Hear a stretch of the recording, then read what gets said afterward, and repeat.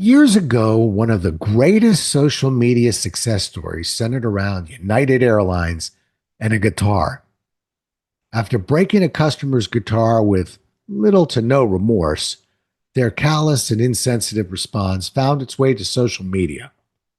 Well, turns out that United breaks more than just guitars. They also break commitments. Now let's have ourselves a pocket-sized pep talk, and I'll tell you how they provide a tremendous lesson in how not to treat your customers. A Pocket Size Pep Talk, the podcast that can help energize your business and your life with a quick, inspiring message. Now, here's your host, Rob Jolles. For close to 40 years, I've been a loyal United Airlines customer. In doing so, I've earned various premier statuses, logging in at a minimum of 25,000 miles in a year and crossing the lifetime million mark some years ago. Those million miles get you a few benefits, with one such benefit being designated as a Premier Gold member for life. I took pride in that designation, and I appreciated the perks that came with it.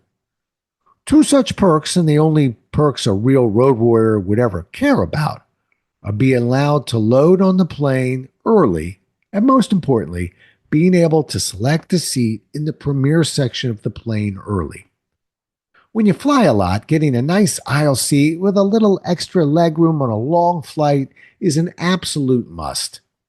I certainly paid the price both financially and physically to get that status. It meant the world to me. Until recently. Being a million miler also provides one other perk. That's being allowed to designate one other person to that level. My designee, my wife Ronnie. She's paid for that premier level too, spending many a night alone caring for the kids when I was traveling. So about 3 months ago, we got a nice aisle seat in the premier zone for a trip to France that she was taking. We made a commitment by purchasing that ticket 3 months early to make sure she had the seat that she wanted. At 8:50 a.m. on Sunday morning, 2 days before the flight, we received a text from United saying there was a plane change and she was reseated. At 10 a.m., I called United to make sure she still had an aisle seat in the premier zone and found out they reseated her 25 rows back in coach. I was then told there were no more aisle seats left in the premier zone, but there were still a few center seats left. I wish I could tell you what the policy is at United, but from the conversations I had with two different employees, I heard three different policies. The first was this: when there's a plane change, seats are randomly assigned. I didn't like that one, nor did I believe it, so I asked to speak with a manager. After about 10 minutes on hold, I think they expected me to hang up, quite frankly, a reservation lead supervisor offered me two more answers to my question. Once a plane change occurs, seat assignments are made on a first-come, first-served basis. She seemed rather proud of that answer until I asked, well, how could that many people on a Sunday morning all call in within an hour of this text message? That's when the story changed yet again to, it's done by status. Global services, 1K, platinum, gold, and silver. Interesting, but wrong again. I know from loading onto many planes that on any given flight, there just aren't that many people ahead of Premier Gold flyers. My guess is that the first non-manager had it right, and the reseating was done randomly. Of course, this is beyond stupid, and lying makes it worse. What came next in our Sunday morning conversation truly turned my stomach. When I told the reservation lead supervisor that not only was this unfair, but that my wife has a back issue and a middle seat was going to be extra difficult, I was told, "Sir, you can't imagine how difficult plane changes like this are for an airline. It's hard on all of us." And that's when I lost my cool.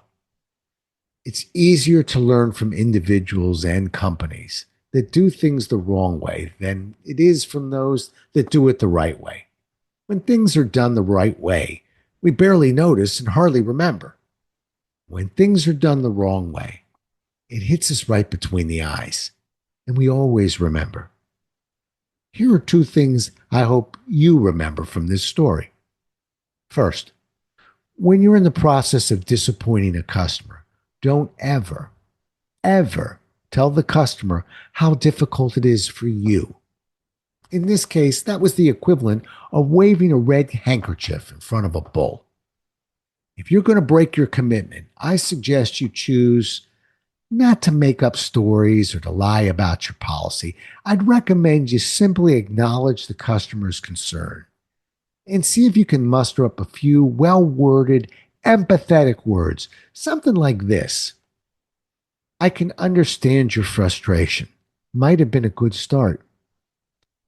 Second, understand that your actions can have far-reaching repercussions. If this ticket had been me, and I had a bad back, and I was treated that way, I would have been very angry. But this isn't me. It's my wife. And that one's going to cost United Airlines. I won't forgive, and I won't forget. I've got plenty of miles on American and Delta, and that's where my business has been going.